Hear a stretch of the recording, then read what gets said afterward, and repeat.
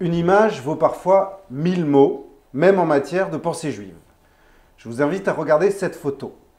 On y voit l'un des plus éminents rabbins de son temps, le Rav Akiva Sofer, arrière-petit-fils et successeur du célèbre Khatam Sofer, qui accueille François-Joseph, empereur d'Autriche-Hongrie, de passage dans l'actuelle Bratislava.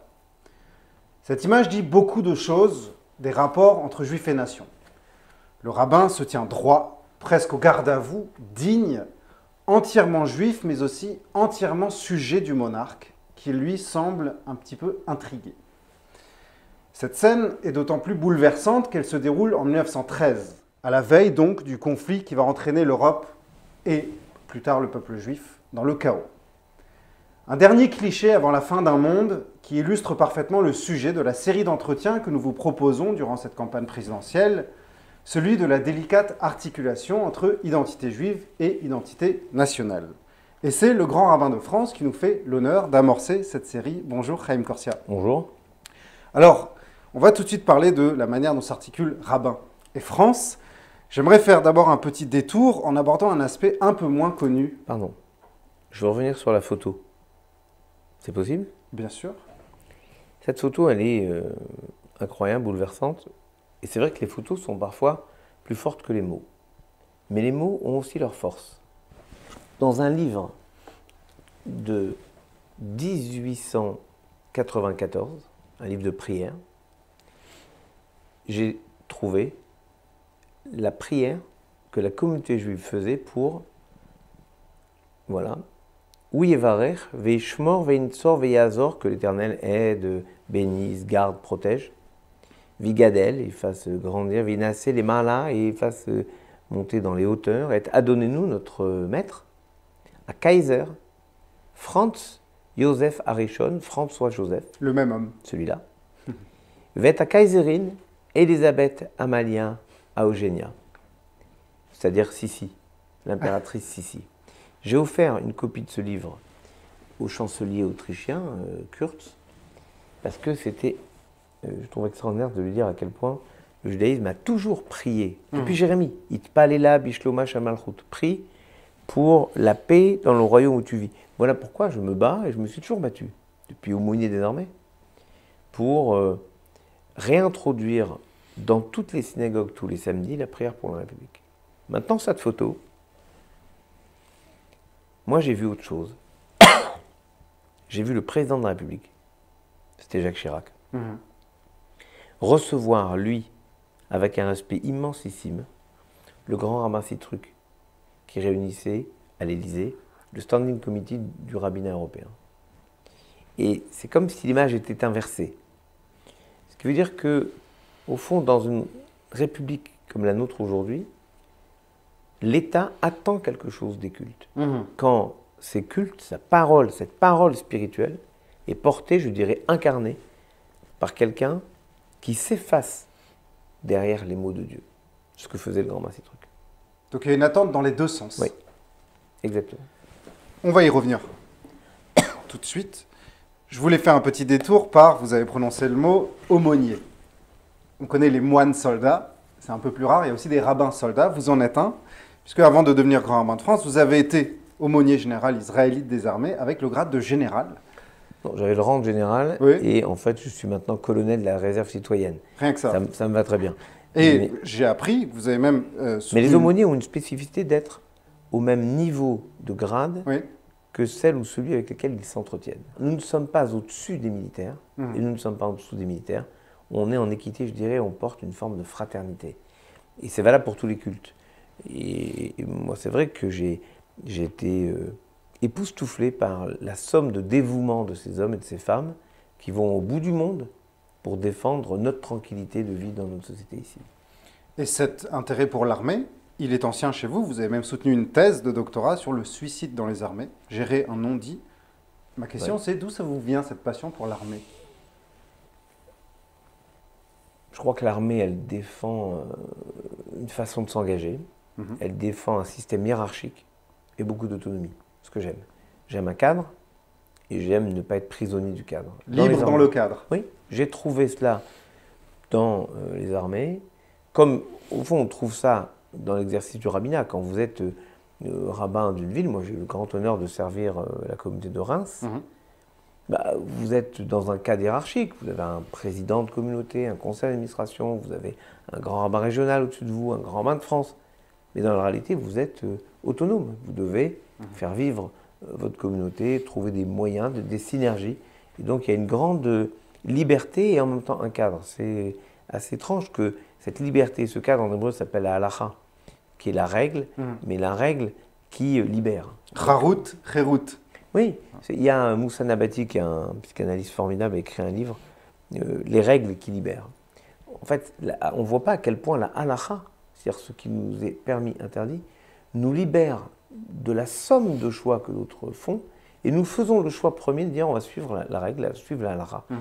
Et donc, il y a une sorte de force à avoir des règles et à se dire moi je vais les suivre. Et en même temps, être aux limites, c'est-à-dire qu'est-ce qui est permis, qu'est-ce qui est... un des maîtres à l'école rabbinique, c'est-à-dire un maître, quand j'étais à l'école rabbinique, disait la chose suivante: tout ce qui n'est pas interdit est permis. Et il y en a d'autres qui pensent l'inverse. Il y en a d'autres qui pensent tout ce qui n'est pas permis est interdit. Ce qui fait que la marge est bien plus lointaine. Moi je pense, avec mon maître, que tout ce qui n'est pas interdit est permis. Et justement, l'interprétation des textes de la halakha, c'est de trouver comment interpréter des textes comme la Torah qui a 3500 ans, interpréter tous les commentaires qui au fil des siècles se sont succédés pour trouver une façon de vivre ensemble. Vous avez évoqué le président Chirac tout à l'heure, vous avez été très proche du président Chirac, il a même écrit la préface de votre livre sur le rabbin Kaplan. Mais je pense que c'était plus par fidélité au grand rabbin Kaplan que par tendresse pour votre serviteur. On ne le saura jamais, mais président Chirac a aboli le service militaire. Non, il l'a suspendu. Ça ne correspondait pas au format des armées. Les parents des soldats qu'on envoyait faire 12 mois de service national n'auraient pas accepté qu'on envoie leurs enfants risquer de mourir au Mali, en Afghanistan, sur tous les théâtres d'opération où nous nous trouvons. C'est pas possible. Il y aurait eu une montée de bouclier. Et cette levée de bouclier, le seul moyen de l'empêcher, c'était de proposer des contrats plus longs pour que les gens s'engagent et de faire en sorte qu'il n'y ait pas l'obligation d'aller. Ceci dit, on a vu, nous, dans la communauté juive, à quel point en 2015, 10 500 militaires déployés en France, et pratiquement devant les synagogues, les écoles, les centres communautaires. Sentinelle. Opération Sentinelle, après les assassinats des hypercachers et des policiers et de Charlie Hebdo. Il y a eu là une rencontre entre le monde militaire et le monde juif, avec des visites, avec des choses formidables. Des danses dans les synagogues parfois même, cette vidéo qui avait circulé. Oui, mais surtout une rencontre avec des militaires qui, pour la première fois, avaient l'occasion de voir ce qu'était une synagogue, de visiter, des belles histoires de rencontres. Et avec, je crois, le sentiment que la population en France a eu de trouver une armée qui était visiblement dans la société, alors que d'habitude les opérations extérieures par nature sont à l'extérieur. Et donc vous n'êtes pas à Ouzbine avec les militaires qui se font accrocher pour savoir ce qu'ils subissent, ce qu'ils vivent. Vous n'êtes pas dans les Iforgas, c'est-à-dire dans le nord du Mali, avec eux pour savoir comment ça se passe.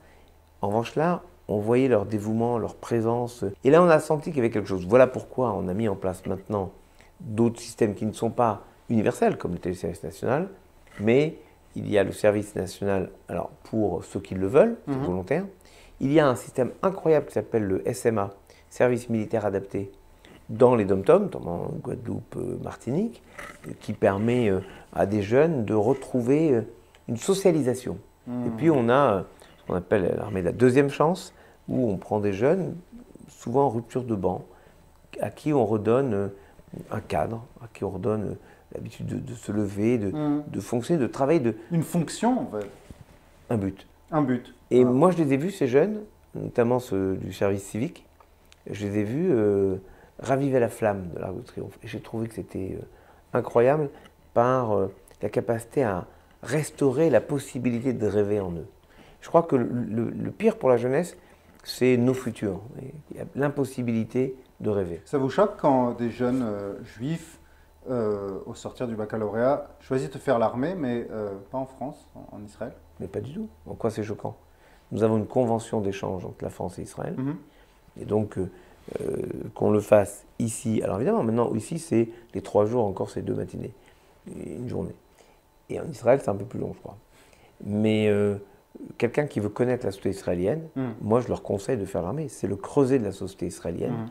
Chacun et chacune en Israël a un lien avec l'armée, soit de manière initiale, soit avec les milouïm, c'est-à-dire les périodes de réserve, qui font de cet État un État, oui, vous dites de moins de soldats, en tout cas d'une population engagée, qui n'est pas uniquement dans la consommation de ce que l'État produit, mais qui régulièrement, chacun et chacune doivent à un moment avoir quelque chose à donner. On peut appeler ça itnafdoud, vous pouvez appeler ça comme vous voulez, mais je dis que c'est formidable de s'enquérir de temps en temps dans la société de ses devoirs envers cette société. Que ce soit ici ou là-bas.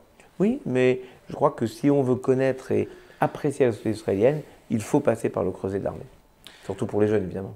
Alors, encore un mot sur cette fonction de grand rabbin de France. Quand on évoque cette fonction, les gens sont parfois étonnés parce qu'ils vous disent « Ah, mais moi je croyais que dans le judaïsme, il n'y a pas de clergé, il n'y a pas de hiérarchie religieuse. » C'est quoi grand rabbin de France, en fait?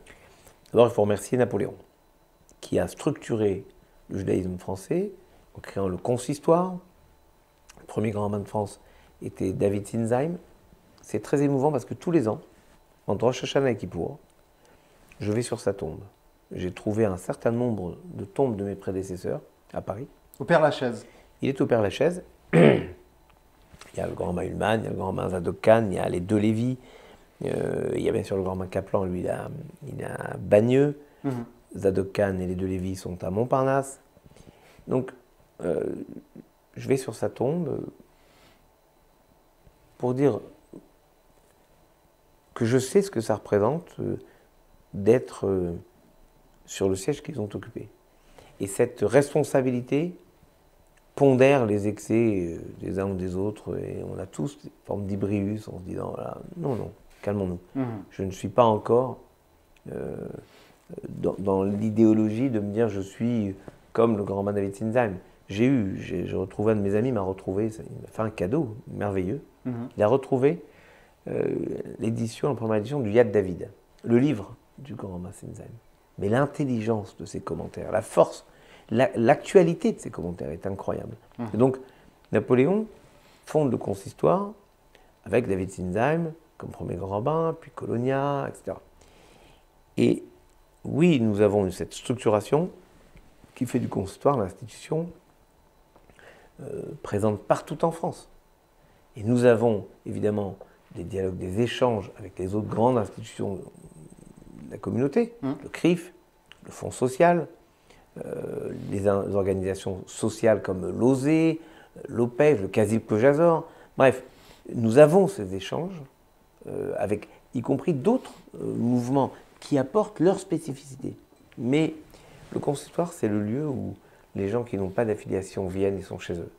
Et je trouve qu'il faut qu'on garde cette immense ouverture, ce respect de chacun, et cette capacité à dire car comme le prophète Isaïe, car ma maison est une maison de prière pour tous les peuples. Et plus spécifiquement sur la fonction de grand rabbin de France, le grand rabbin de France donne des ordres aux rabbins régionaux. Comment ça se passe? Il y a une pyramide? Disons que nous avons, ça, les ordres, c'était quand j'étais dans l'armée.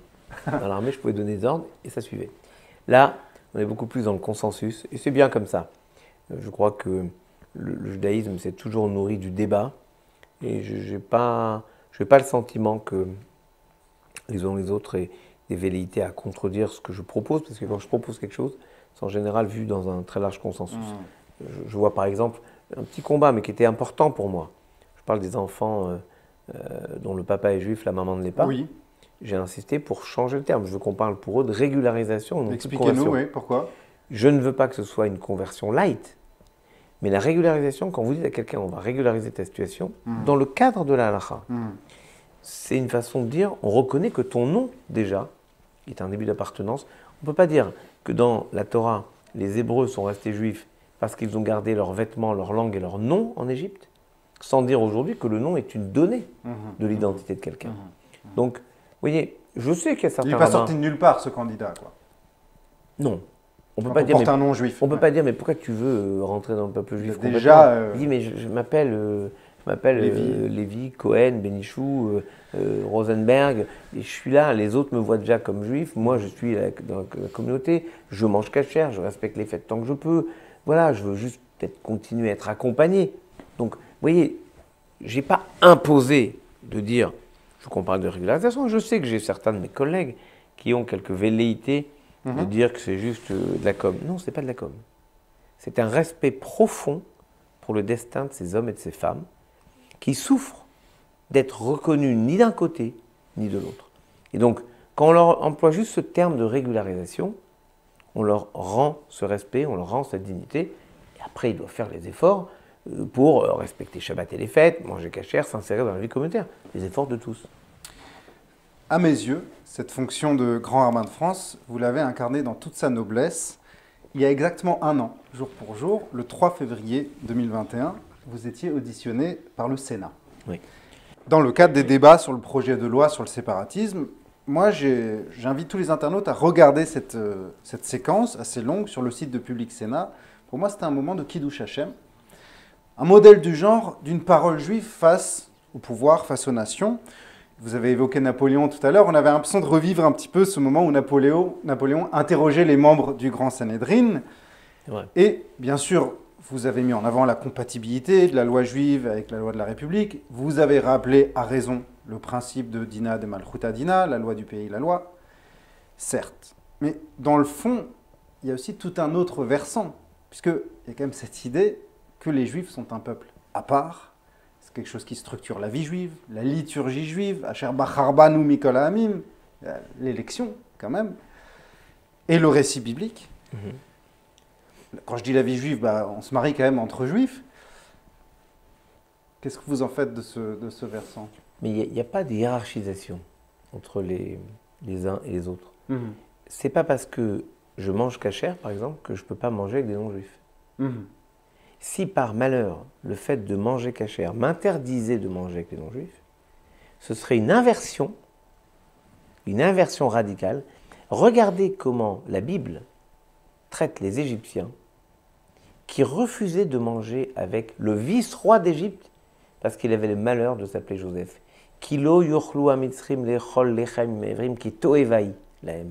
Car c'était une abomination pour les Égyptiens de manger à la table d'un juif.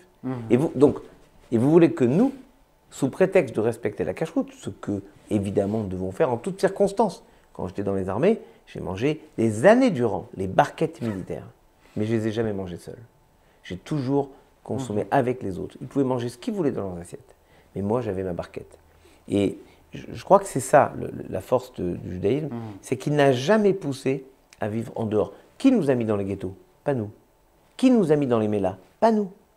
Ce sont les conditions extérieures qui ont créé maintenant, et c'est ça le drame, une sorte d'éthos juif qui viserait à dire on a toujours vécu enfermé, donc il faut vécu enfermé. Non, on a vécu enfermé parce que les autres nous ont enfermés. La réalité, c'est que nous sommes, comme vous l'avez très justement dit, depuis toujours, depuis Abraham, qui dit guerre vetoshav anochi imachem. Il dit cela au Hebron, au moment où il veut acheter la caverne de Marpella pour enterrer Sarah. Il leur dit guerre vetoshav, étranger et résident je suis. C'est ce que dit Joseph. Joseph, il est vice-roi, mais il ne peut pas manger à la table avec des Égyptiens. Et puis, c'est ce que dit Esther. Esther, Mardoché lui dit, ma petite, ne dis surtout pas ton origine et que tu es juive. Et chacun des habitants de chacune des 127 provinces du roi Assuérus se disait, celle-là, cette Esther, elle est de chez moi. Une sorte d'étrangeté et de ressemblance parfaite. Une sorte de mêmeté, dirait Ricoeur. C'est la même, mais pas la même. Et donc, c'est le propre du judaïsme. Donc moi, je défends l'idée qu'évidemment, en respectant ce que nous sommes, vous parlez du mariage, du mariage entre juifs, évidemment, si on veut transmettre quelque chose à un enfant, l'idéal, c'est ça. Pourquoi avoir la volonté de commencer à rentrer dans la transmission de quelque chose et qui serait plus fort que ce que porte l'époux ou l'épouse? Pourquoi rentrer dans un débat entre ta culture ou ma culture? On va me dire on fait les deux, mais les deux, c'est quand on ne sait pas comment choisir. La réalité, c'est que de la même façon que quand on se marie, c'est cet homme ou cette femme et pas un autre ou une autre, eh bien, la culture des enfants, on ne peut pas s'amuser à bricoler. Alors après, il y a des histoires qui sont ce qu'elles sont. Et je veux jeter la pierre à personne. On accompagne toujours. Et moi, je peux vous dire que dans nos synagogues, j'étais en province et je tourne assez partout en France. Pour vous dire, ces cas d'enfants de mariage mixte, on les accompagne, on les porte, on leur donne la place parce qu'ils ont leur place. Et que de tout temps, il y a eu cette possibilité de revenir. C'est bien ce qu'a marqué Veshavu Banim Ligvulam. Les enfants reviendront dans leur espace. Donc, dans ce midrash que vous avez cité, quand on dit que les Hébreux ont été... Ce qui a sauvé les Hébreux en Égypte, c'est qu'ils ont conservé leur nom, leur langue, leurs vêtements. C'est pas du séparatisme, ça? Sûrement pas. Sûrement pas parce que ça ne les empêchait pas de vivre avec les autres. Et l'exemple que vous montrez là au tout début du rabbin Akiva Sofer, qui porte son habit traditionnel, mais qui est, dans ce qu'il est, capable de servir son empereur, me fait penser à Berek Yoselevitch, qui est un colonel de Napoléon, qui est mort le 9 mai 1809 à Kotz, 70 km de Varsovie, le 5 mai 1809. Il est mort en défendant le duché de Varsovie. Mais il était à la tête, Berek Yoselevitch, d'un régiment qu'on appelait le régiment des Barbus. 200 cavaliers, tous juifs, tous barbus, tous mangeant cachère, tous respectant le Shabbat, ne combattant pas le Shabbat. Incroyable. Berek Yoselevitch. La légion juive. Oui, voilà un homme profondément juif qui priait, qui était vraiment, c'était un régiment juif et qui sert d'abord Napoléon et puis ensuite Dombrowski avec le duché de Varsovie. Mais alors, quand la Torah nous dit « Bechukotehem lo telechu », vous ne devez pas suivre leur loi. Mais ça veut dire l'idolâtrie. Ça désigne l'idolâtrie. L'idolâtrie. À cela, le Talmud répond très clairement « Dina de malchuta dina ». Chacun son domaine. La loi de l'État, à force de loi, nous avons la grande chance en France de vivre dans un État laïque qui, justement, nous donne la possibilité de vivre avec la liberté de pratique religieuse. Alors ça, c'est aujourd'hui. Si demain, l'État nous interdit de pratiquer l'abattage rituel ou la circoncision, on fait quoi? D'abord, je pense qu'on est tranquille sur ces questions pendant un certain nombre d'années. Même l'abattage rituel? En ce moment, pendant que nous parlons. Ça commence un peu à chauffer quand même. Pendant que nous parlons, ouais. Le grand Rabbin Fison travaille avec l'Association nationale des abattoirs pour justement donner mes arguments, donner ses arguments scientifiques, techniques. Le grand Rabbin Fison est vétérinaire et il est formidable dans la défense de l'abattage rituel. Ça se fait maintenant le combat au niveau européen. Et au niveau européen, c'est parfois plus compliqué, mais globalement, on a le soutien absolu de la France, du gouvernement français, et d'Allemagne, ce qui a un poids fort en Europe. Alors évidemment, la Pologne, la Pologne ne bougera pas non plus, la Belgique a pris des législations, certains pays du Nord ont des velléités, ok. Mais en tout cas en France, il y a, disons, une assurance très claire, parce que c'est le principe de liberté et donc de laïcité. Ça, c'est pour la théorie. Maintenant, la pratique. En préparant cet entretien, je suis revenu sur votre CV et je me suis fait la réflexion que vous aviez toutes les dispositions pour devenir Éric Zemmour. Vous êtes issu d'une famille juive d'Algérie, vous avez grandi en banlieue, vous avez officié à Reims, vous l'avez rappelé, Reims c'est quand même la France éternelle, vous êtes vous-même habité par une certaine nostalgie du monde d'hier. Non. Dans la biographie du rabbin Kaplan, il y a un peu ça. Non, vous remarquez, pardon, non. Oui, allez-y. L'Algérie, une communauté qui s'est engagée pour la France. Mon arrière-grand-oncle est mort le 22 août 1914 en Belgique, combattant comme beaucoup d'enfants d'Algérie qui sont venus et qui sont morts notamment dans cette guerre, avant qu'il y ait la guerre de tranchées, c'est la guerre de mouvement. Kaplan, j'ai montré que Kaplan avait un extraordinaire modernisme. J'ai parlé pour lui de néo-franco-judaïsme. Kaplan n'est pas le rabbin du passé, il est le rabbin du futur.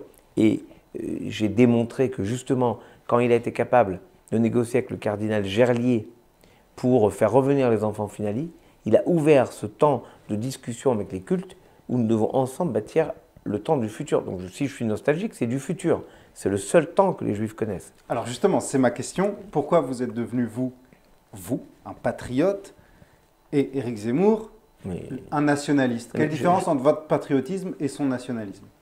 Je pense que... d'abord, je ne peux pas accepter qu'on doute de l'innocence qui a été prouvée, démontrée absolument à de multiples reprises, l'innocence de Dreyfus. Quiconque doute de l'innocence de Dreyfus est antisémite.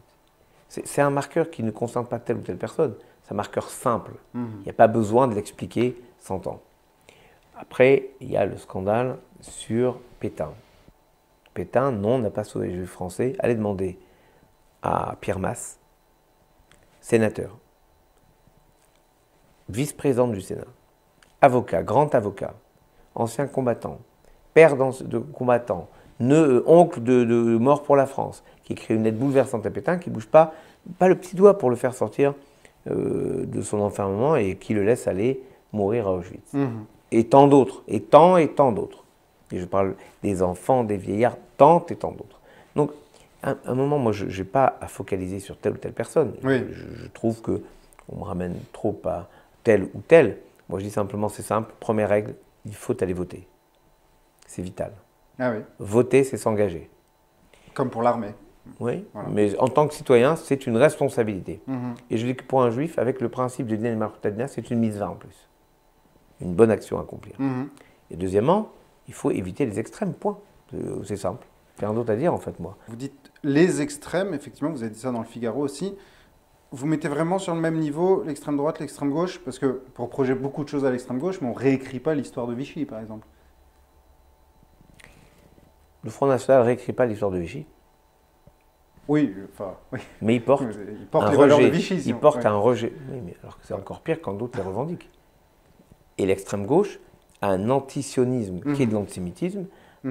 C'est l'extrême gauche qui pilotait les manifestations en 2014 pour hurler mort aux Juifs dans les rues de Paris. C'est l'extrême gauche qui est au contact d'un calcul électoral mais pitoyable, qui vise à dire on va s'appuyer sur telle ou telle population, comme si en France, il fallait monter les uns contre les autres au lieu de rassembler. Vous avez une sortie, et vous venez de la répéter, très courageuse sur Zemmour. Non, pourquoi etc. courageuse? Tu dis ce que Alors tu je veux vais vous dire. dire pourquoi courageuse, justement, c'est ma question, parce que on a le sentiment qu'il existe une certaine déconnexion entre les institutions, les élites Non, mais attends, juives. pardon. Oui. Regardez comment. Pardon. Si vous permettez, je vais reformuler les choses. Déconnexion. Oui. Si, par exemple, une majorité de la communauté juive est pour la peine de mort, vous croyez que moi, je vais être pour la peine de mort? Le courage de François Mitterrand et de Badinter, mais François Mitterrand en 80, enfin après 81, c'était de dire c'est pas la majorité qui fait la règle, c'est l'espérance qui bâtit la capacité à défendre une position. Donc moi, vous me diriez maintenant, la majorité des Juifs disent qu'il ne faut plus manger cachère.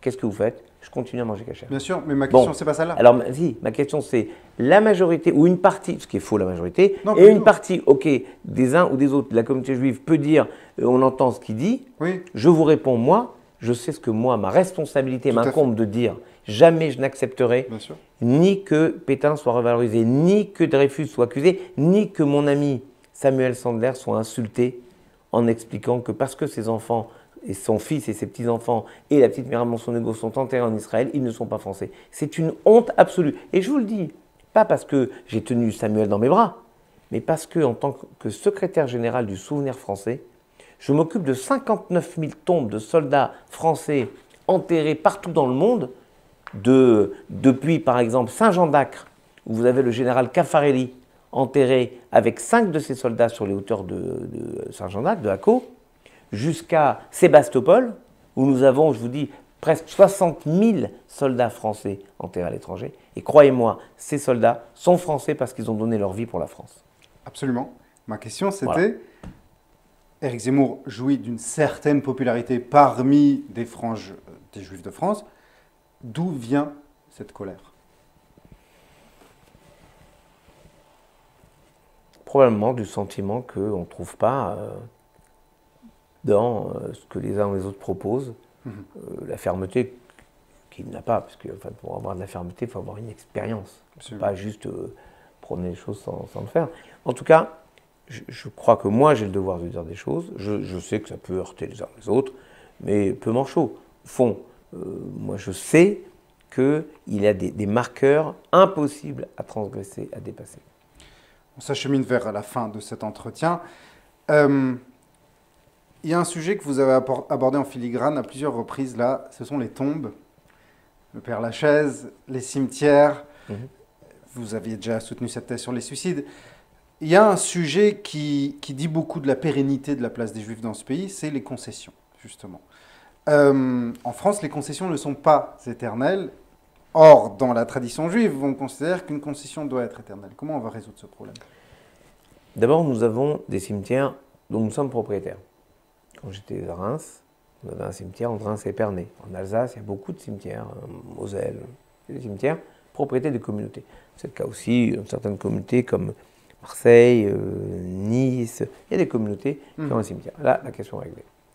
Et puis, il y a les cimetières parisiens. La vraie question se pose dans les cimetières parisiens parce qu'il y a beaucoup de demandes. Tout ce qui est antérieur à la Seconde Guerre mondiale, je l'ai réglé avec la maire de Paris. Dans un moment bouleversant, un jour, une cérémonie, je lui ai dit, viens avec moi pour aller justement visiter la tombe du grand Romain Kaplan. Et on a traversé cet espace avec ces grandes tombes des originaires de Bratislavsk, des originaires de Lodz. Et je lui ai dit, et voilà, ces gens dont les enfants ont disparu pendant la Shoah n'ont plus de descendants pour s'occuper d'eux. C'est nous, leurs descendants. Donc, elle a été, je crois, très émue, touchée. Aucune tombe antérieure à la Seconde Guerre mondiale ne sera touchée. Maintenant, les nouvelles tombes, il faut qu'il y ait une responsabilité des familles. Mais aucune, en tout cas, le consistoire, le consistoire de Paris en particulier, parce que le consistoire de France s'occupe, par exemple, des tombes en Algérie.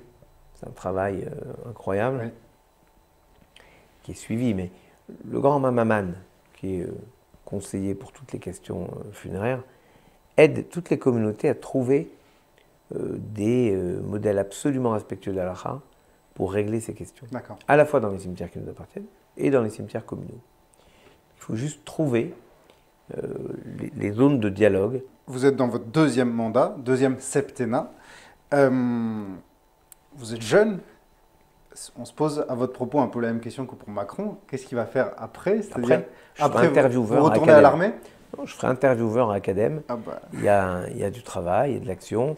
On peut partager des livres magnifiques comme celui-ci sur Rachi, que je ne voudrais pas qu'on l'oublie avant le terme de l'émission. Rachi, qui est un livre du rabbin Alain Veil, qui est habité en Israël, et qui a recensé tous les lahazim, donc ces mots en français écrits par Rachi. Que vous avez préfacé. Oui, mais si j'ai préfacé ce livre, oui, je l'ai préfacé ce livre parce que je trouve que c'est incroyable de profondeur et de témoignage des racines juives de la France. En fait, le seul qui nous permet aujourd'hui de savoir comment prononcer le français qui était parlé à l'époque de Rachi dans son espace et qui va devenir bien plus tard, au moment de Villers-Cotterêts, la langue du pays, c'est Rachi. Le seul qui nous offre d'avoir la prononciation. Et donc je trouve que c'est un trésor incroyable à mettre en avant. Le rabbin Veil l'a fait avec beaucoup de talent et beaucoup d'humour.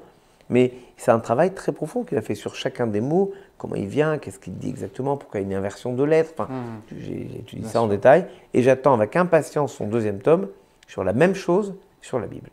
Donc voilà ce que je ferai. Je pourrai étudier, travailler un peu plus que ce que je fais. On a le scoop de cette émission. Dans 6 ans, vous intégrez la rédaction d'Acadème. Un dernier mot, grand rabbin Corsia. Vous avez évoqué Purim tout à l'heure. On vient de rentrer dans le mois de Hadar Rishon, parce que c'est une année embolismique. Mais quand Hadar commence, on commence à se réjouir et à évoquer la fête qui arrive. Tout à la fin de la Megillat Esther, on a le destin du premier juif de cour. On a Mordechai, dont on nous dit qu'il était Ratsou, il est Rov Echav.